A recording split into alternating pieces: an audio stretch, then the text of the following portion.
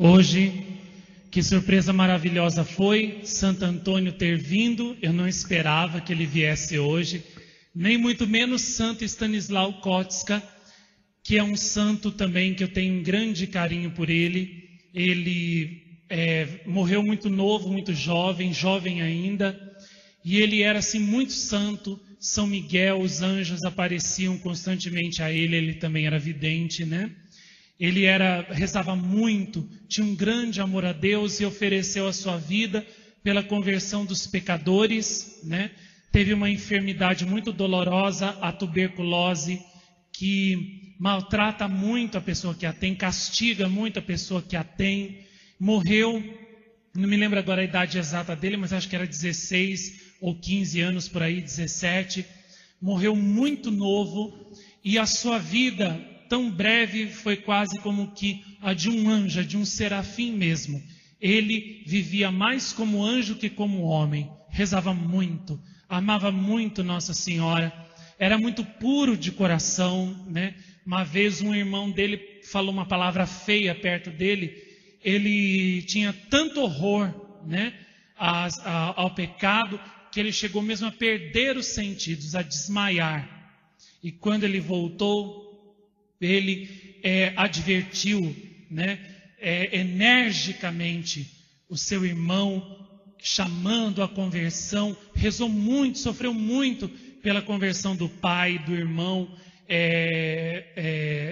dos amigos, né, que ele também se preocupava. Ele tinha ido para uma cidade distante da dele para ele estudar, e lá ele via assim como a juventude estava toda decaída, toda perdida. Então ele rezava muito, se sacrificava muito pela salvação dos seus colegas, e graças a Deus ele conseguiu a conversão de muitos. E Santo Antônio, como muitos de vocês já conhecem, até já viram o filme dele aqui na capela, né? Português, né? Santo Antônio, glória de Portugal, glória do povo português, né? Um povo que eu adoro, né? Amo de todo o meu coração. Um grande abraço, um grande beijo para todos vocês. E Santo Antônio saiu de Portugal, né? Ele queria ser um nobre cavaleiro, daí se converteu, viu que aquilo que Salomão falava no livro da sabedoria era verdade. Vaidade das vaidades. Tudo que existe debaixo do sol é vaidade. E ele viu que tudo que havia no mundo era vaidade. E ele enxergou a verdade, conheceu a verdade. O seu intelecto foi iluminado por Deus. E ele então decidiu se tornar monge religioso. Primeiro entrou nos dominicanos, nos pregadores. Santo Antônio era muito inteligente. Ele tinha uma mente privilegiadíssima. Era inteligentíssimo. A inteligência dele era tão grande, a capacidade de aprender e de reter o conhecimento era tão grande, que ele chegou a decorar a Bíblia inteirinha, de tal modo que se sumissem todas as Bíblias do mundo, Santo Antônio poderia escrever tudo de novo, porque ele sabia a Bíblia de cor. E muito mais que isso, ele vivia o que ele sabia. Ele depois deixou os dominicanos e foi para os franciscanos, né? Atraído pelo exemplo de São Francisco. Teve um pouco de dificuldade no começo, hesitou se ficava ou não, porque São Francisco era meio contrário que os seus discípulos, os seus frades, né, estudassem. Ele não queria que eles fossem de estudo, mas que praticassem a pobreza, a caridade, ou seja, um outro carisma. Depois de uma certa dificuldade, Santo Antônio convenceu São Francisco, né, de que um pouco de estudo não ia fazer mal a nenhum deles, e também ficou na ordem franciscana. E como franciscano, percorreu a Itália, né, de alto a baixo, depois que conheceu São Francisco, pregando, e a sua fama de pregador se espalhou pelo mundo todo. Dizem que quando ele falava, os corações se inflamavam de amor por Deus e por Nossa Senhora. Os pecadores mais endurecidos e obstinados caíam em lágrimas aos seus pés, pedindo perdão a Deus. Ele conseguia fazer com que até aqueles pecadores assim que pareciam que não iam ter mais salvação, se arrependessem da sua vida, sentissem dor pelos seus pecados, por terem ofendido a Deus e se convertessem sinceramente. Ele era admirável em tudo. Se disciplinava 3 a 4 vezes por dia, dando até chicotadas nas suas costas, até o sangue. E quando seus co-irmãos, meio que horrorizados com aquelas penitências que ele fazia, tentavam dissuadi-lo, ele dizia: não, é assim que eu domo o meu burrinho. Era como ele chamava o seu corpo. Era assim que eu domo o burro selvagem, porque se eu deixar a minha carne sem disciplina, ela me levará ao pecado e à condenação. Então o corpo tem que ser domado pela penitência, de modo que esteja subjugado ao Espírito. Rezava muito, amava muito Nossa Senhora, amava muito a Deus, e ele não era menor também nos milagres. Uma vez ele chegou numa cidade para pregar, mas ela estava cheia de hereges e ninguém queria escutá-lo. Vendo isso, ele foi para a beira do mar, ali pertinho, e chamando os peixes, começou a pregar para eles. E os peixes todos, colocando a cabeça fora d'água, escutavam atentamente aquilo que Santo Antônio pregava. Os hereges, os pecadores, vendo aquilo, se comoveram e viram que eles eram mais insensíveis e duros de coração, mais brutos que os animais irracionais. E então, admirados, caindo aos pés de Santo Antônio, pediram perdão e se converteram e o escutaram com prazer. Outra vez, ele encontrou um moço, que tinha dado um pontapé na mãe, e o castigo veio logo em seguida. Ele, trabalhando com uma foice muito afiada, cortou o pé fora, decepou o próprio pé. E a mãe do moço, muito desesperada, soube que Santo Antônio, o santo, iria passar por ali perto de onde ela morava, levou o filho, até Santo Antônio, pedindo que o curasse. E Santo Antônio, perguntou para o rapaz: você se arrepende do que você fez? Aí o moço disse: me arrependo de todo o meu coração. Aí então Santo Antônio disse: cadê o seu pé? Aí ele disse: está aqui. Aí Santo Antônio pegou o pé do moço, encaixou de novo na perna, restituiu todas as ligações nervosas, os tendões, a pele e tudo, e o moço saiu andando curado. Uma menina que também tinha se afogado e morrido, foi ressuscitada por ele, milagrosamente, e devolvida aos seus pais. Uma vez também ele estava num lugar, ia passar a noite hospedado na casa de pessoas que gentilmente o acolheram, e no lugar havia um coachar de rãs muito alto, ele não conseguia rezar. Ele foi então na janela e ordenou às rãs que se calassem, porque ele queria silêncio para rezar. Imediatamente as rãs obedeceram e se calaram. Outra vez, ele foi desafiado por um herege. O herege disse a Santo Antônio assim: Santo Antônio tinha falado muito sobre Jesus, sobre o Santíssimo Sacramento. E o herege disse: não acredito, não acredito. Aí Santo Antônio disse assim: diga-me, se eu te provar que Jesus verdadeiramente está aqui, no Santíssimo Sacramento, na hóstia consagrada que eu acabei de consagrar, e que isso não é invenção dos homens, você acreditará? Aí ele disse: sim, se você conseguir me provar, acredito, mas eu duvido que você consiga, porque isso é impossível. E aí ele disse assim: pois bem, vamos fazer o seguinte, você tem um burro, não é? Tem.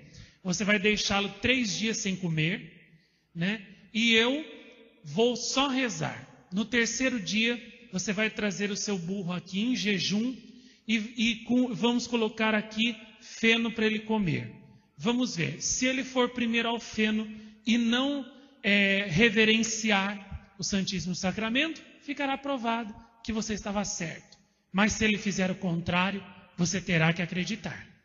Aí ele disse: fechado. Fizeram isso, Depois de 3 dias, o homem trouxe o burro para o meio da praça. Toda a cidade estava lá. E aí, ele soltou o burro ao invés de ir para o feno comer, foi até Santo Antônio, que estava com o ostensório na mão, né? E se curvou diante do ostensório, encostando a sua cabeça até no chão. O milagre estava patente. Todo mundo viu. E aí o herege teve também que se render, né, àquela verdade tão grande que Jesus estava no Santíssimo Sacramento. Hoje, né, nos tempos em que vivemos, Nossa Senhora falou em El Escorial, na Espanha, e vocês já ouviram isso nos rosários meditados que eu gravei, nos terços das lágrimas e tudo mais, que existem missas que não são válidas, porque o sacerdote não tem fé, porque não acredita na presença de Jesus, porque também vive em pecado, porque só vive pelo dinheiro, nos prazeres, e por causa disso se tornaram cloacas de impureza, como Nossa Senhora disse em El Escorial. São comunistas, muitos, a grande maioria dos sacerdotes, pelo menos aqui, é tudo comunista.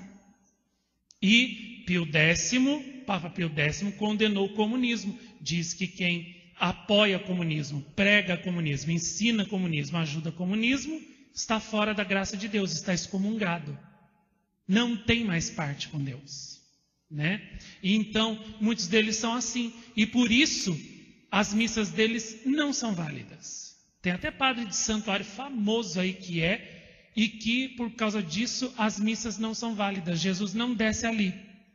Mas, por isso, e nessas missas, Nossa Senhora diz que nós não devemos ir. Jesus, inclusive, disse para a vidente desconhecida da Europa, da qual vocês já me ouviram tanto falar nos rosários meditados, nas horas de oração, que nem precisa o padre estar vivendo mal para ele não entrar numa igreja. Jesus disse que as igrejas modernas, construídas com essa arquitetura moderna, igreja que parece navio, que parece avião, que parece até, que nem parece igreja, né? Parece qualquer outra coisa menos igreja, né? Nessas igrejas, Jesus não desce. Tem igreja até com o formato do 666, o número da besta, do Apocalipse.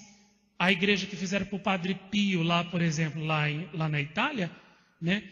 Tem formato do 666. E mesmo com muita gente protestando para derrubar aquilo e fazer uma igreja tradicional, piedosa, não teve jeito, né? Porque está no controle de gente que não, né?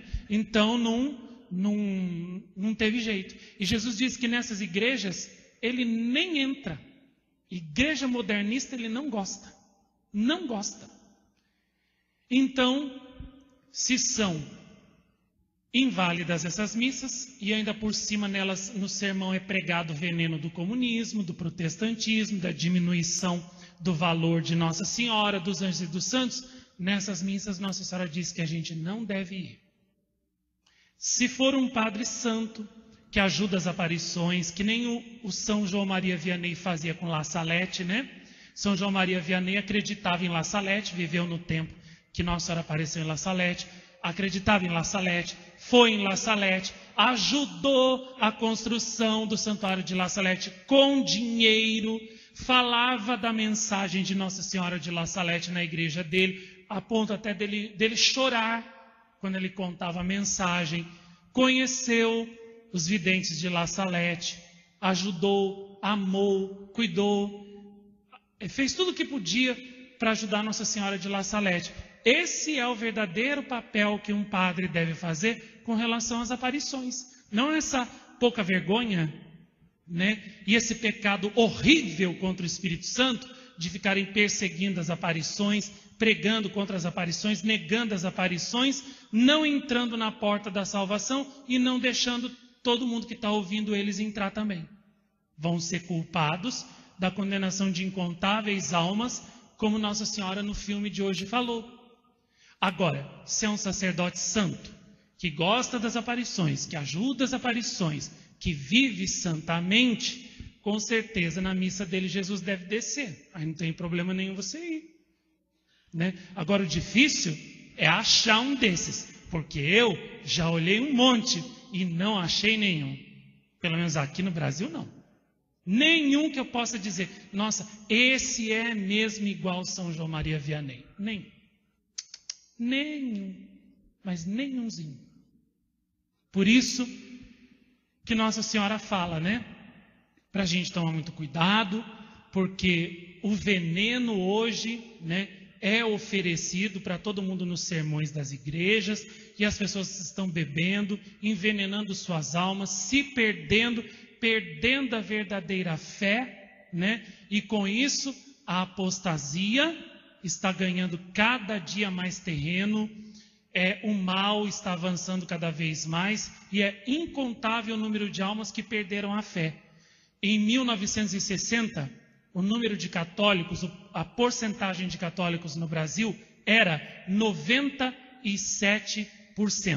Só 3% diziam que eram ateus ou de outras religiões. Hoje caiu para 60%. 40% praticamente perderam a fé. Não são católicos. E dos 60% que sobrou, se você for olhar, os que vão à igreja já cai mais para baixo. Os que rezam o rosário inteiro cai mais para baixo. Os que fazem jejum e penitência cai mais para baixo. Os que verdadeiramente acreditam em tudo que está na Bíblia e vivem tudo que está ali na palavra de Deus cai mais para baixo ainda. Se você for passando o pente fino, você vai ver que dos 60% de católicos que sobrou no Brasil, a grande maioria vive igual aos pagãos.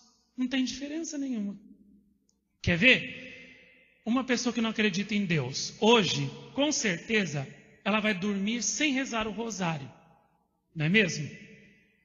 E tem muitos católicos que hoje também vão dormir e não vão ter rezado o rosário. Igualzinho os pagãos.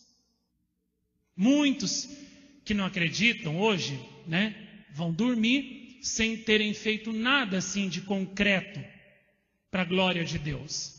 Muitos católicos também hoje vão dormir com as mãos vazias, sem ter feito uma obra boa por Deus, por Nossa Senhora e pela salvação do próximo e pela propagação da fé católica.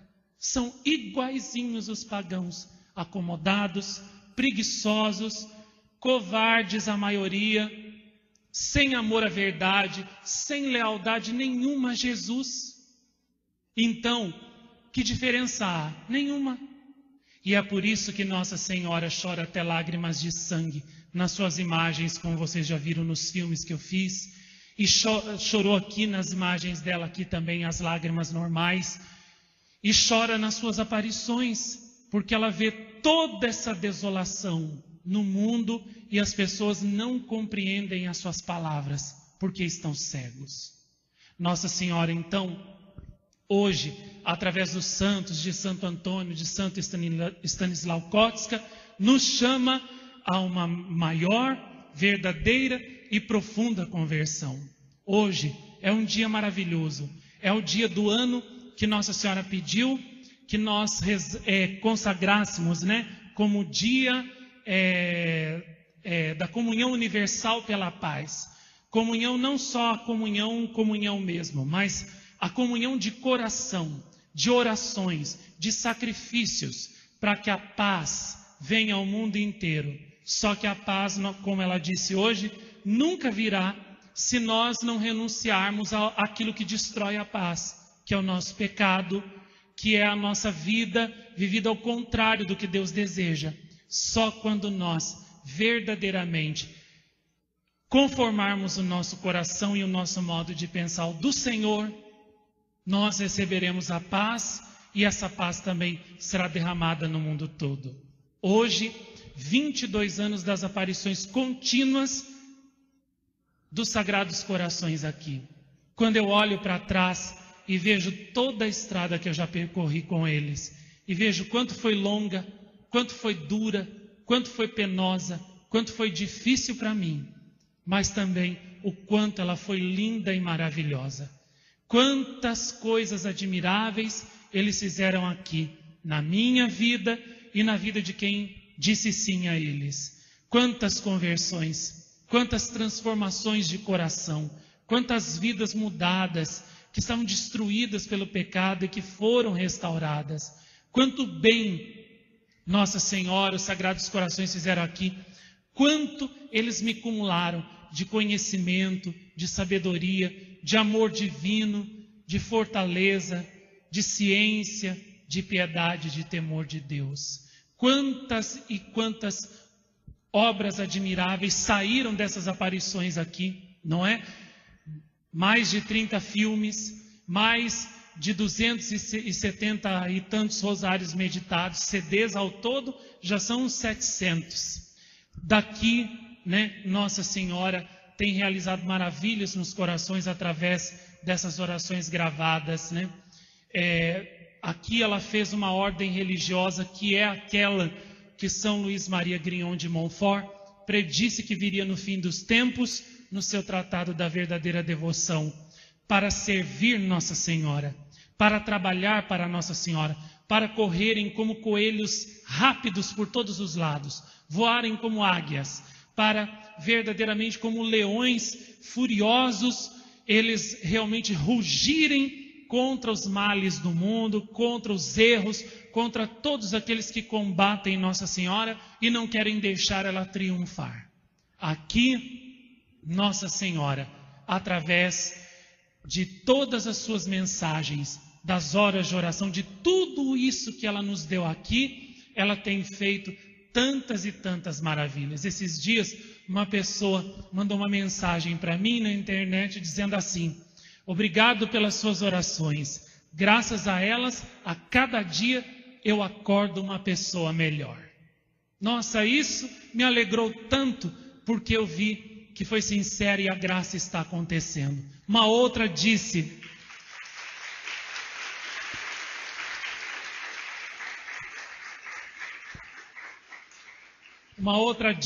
também das orações gravadas: muito obrigado pela trezena. Não conhecia essa oração maravilhosa. Estou encantada. Não consigo mais deixar de fazer nem um dia. E o terço da misericórdia, então, já perdi as contas de quantas vezes rezei o mesmo. Estou viciada no terço da misericórdia que você gravou. Muito obrigado, porque através dessas orações, minha alma renasceu.